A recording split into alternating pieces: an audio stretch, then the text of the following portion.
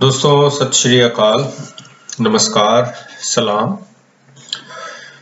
दोस्तों, क्या हम फाइल सबमिट करने के बाद डॉक्यूमेंट्स नए बनवा सकते हैं?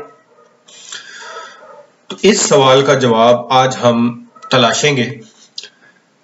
तो दोस्तों, इससे पहले कि मैं अपनी वीडियो स्टार्ट करूं, मैं एक बार फिर सब लोगों से जिन जिन को ईमेल्स रिसीव अभी तक नहीं हुई हैं, उन सब से मेरी एक बार फिर से रिक्वेस्ट है कि आप प्लीज दिन में 3-4 दफा अपना जो रजिस्टर्ड ईमेल एड्रेस है उसको ओपन करें और इनबॉक्स और स्पैम जो फोल्डर है उसको 2 से 3 दफा रिफ्रेश करें। अगर आपको ईमेल नहीं शो होती है या आपका फोन शो कर रहा है कि कोई रिसीव नहीं हुई है, तो 2-3 दफा रिफ्रेश करने के बाद आप ईमेल क्लोज करें ताकि मौका आपके हाथ से निकल ना जाए। दोस्तों चलो दोस्तों, आज की हमारी जो वीडियो है ये भी एक बहुत ही इम्पोर्टेंट एक सवाल है जो मुझे कुछ लोगों ने पूछा, और हमारे एक भाई हैं, मेरे ख्याल पाकिस्तान से हैं, उन्होंने भी ये सवाल किया है कि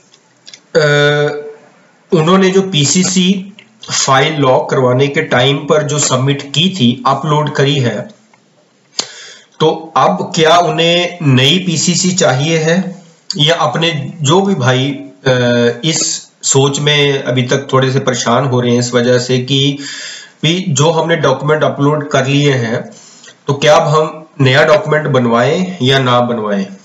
क्योंकि दोस्तों, इस सवाल का जवाब अगर आप किसी को पूछेंगे तो कोई पक्का जवाब नहीं दे रहा आपको।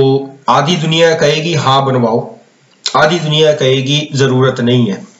तो दोनों में से सच कौन कह रहा है, इस चीज का हम कैसे पता करें दोस्तों? तो दोस्तों, जैसे मैं हमेशा अपनी हर वीडियो में कहता हूं कि हमने सिर्फ सेफ को फॉलो करना है।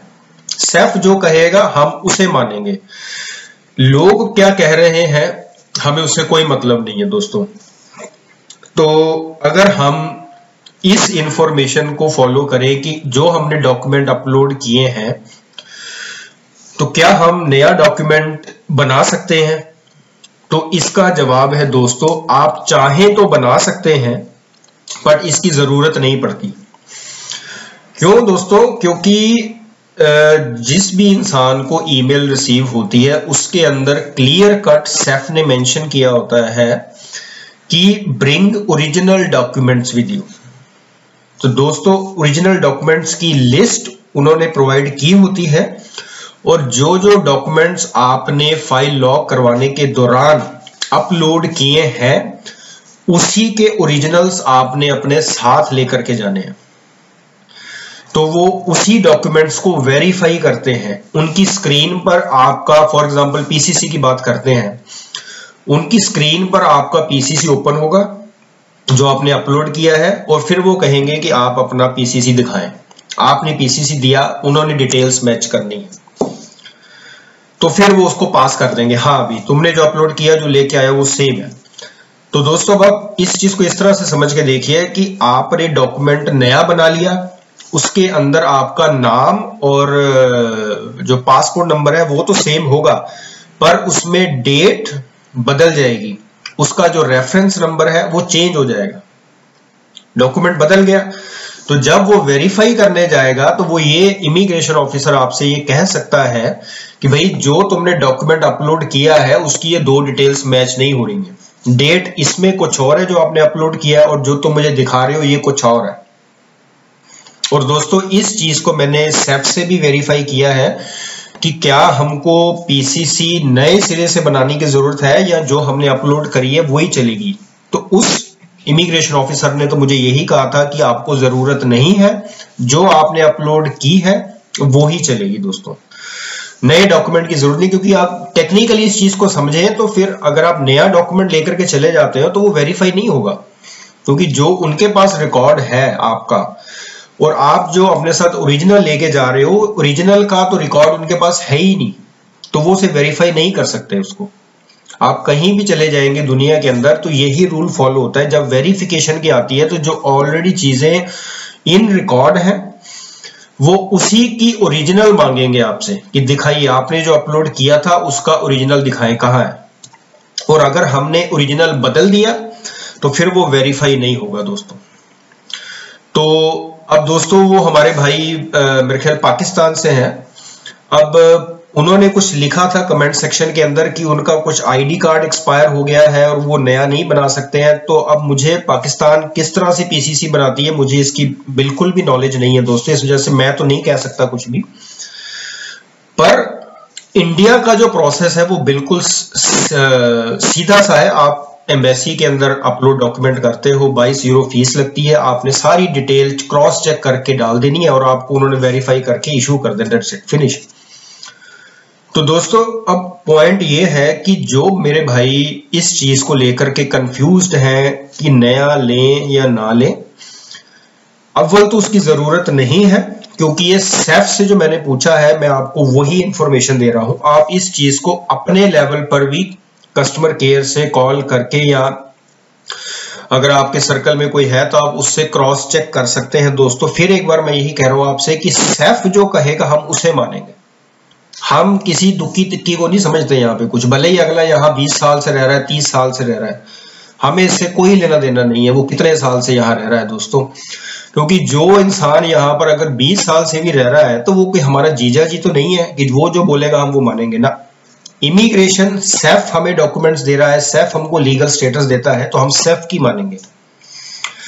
तो दोस्तों अपने जिन भाइयों को स्टिल कंफ्यूजन है कि उन्हें लग रहा है कि मुझे नया इशू करवा लेना चाहिए, तो वो सेफ साइड पे करवा ले, कोई मसला नहीं है। पर जो पुराना है, जो अपलोडेड डॉक्यूमेंट है, उसका ओरिजिनल अपने साथ जरूर लेके जाना है आपने, भले ही वो एक्सपायर्ड है या जो भी है, आपको लेके जाना ही होगा साथ में। अगर उन्होंने मांग लिया आपने नहीं दिया तो फिर वो ऑब्जेक्शन वहां पर क्रिएट कर देंगे दोस्तों। तो उम्मीद करता हूं दोस्तों कि इस वीडियो से आप लोगों की कुछ जो कंफ्यूजन है वो दूर हुई होगी।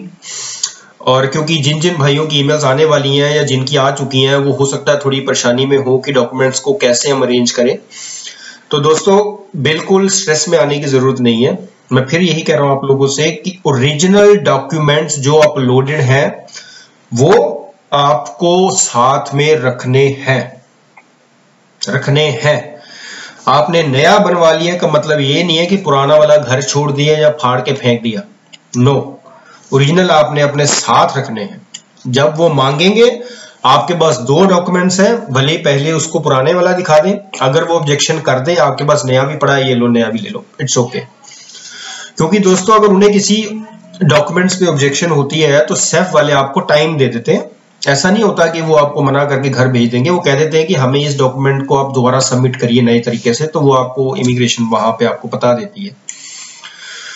तो दोस्तों अब जैसे मैंने आपको पहले भी बताया कि मुझे इंडिया की नॉलेज है क्योंकि मैं इंडिया से हूं। तो अब नेपाल, पाकिस्तान और बांग्लादेश के अंदर क्या सिस्टम है मुझे इसकी नॉलेज बिल्कुल भी नहीं है। तो मैं आप कैसे जल्दी से बन सकता है ये तो मुझे नहीं पता है, पर हाँ मैं इतना जरूर कह सकता हूं कि बाकी सब मुल्कों के लिए रूल सेम ही होते हैं। इस कंट्री में आप चाहे पाकिस्तान से हैं, चाहे नेपाल से हैं, बांग्लादेश से, इंडिया से हैं, जो डॉक्यूमेंटेशन है और जो डॉक्यूमेंटेशन की रिक्वायरमेंट है वो सबके लिए सेम है। तो दोस्तों उम्मीद करता हूं कि ये वीडियो आपके लिए कुछ इंफॉर्मेटिव होगी। अगर आपके कोई सुझाव हैं, आपका कोई सवाल है तो आप मुझे कमेंट सेक्शन में लिख करके बताइए दोस्तों। और आपके साथ जो ईमेल एड्रेस जो वीडियो में आप देख रहे हैं, अगर आपको मुझे कांटेक्ट करना है तो आप इस ईमेल एड्रेस पे मुझे एक बार ईमेल कर दीजिए या आप इस ईमेल पे अपना नंबर आप ड्रॉप कर दीजिए, तो मैं आपको सामने से कांटेक्ट कर लूंगा दोस्तों। और क्योंकि ये एक बहुत इंपॉर्टेंट है कि आप सोशल मीडिया प्लेटफॉर्म्स पे अपना पर्सनल कांटेक्ट नंबर कभी शेयर ना करें दोस्तों। उम्मीद करता हूं दोस्तों आपकी वीडियो अच्छी लगी होगी। अगली वीडियो में हम मिलेंगे बहुत जल्द। आप सब लोगों का बार बार हार्दिक तौर पे धन्यवाद।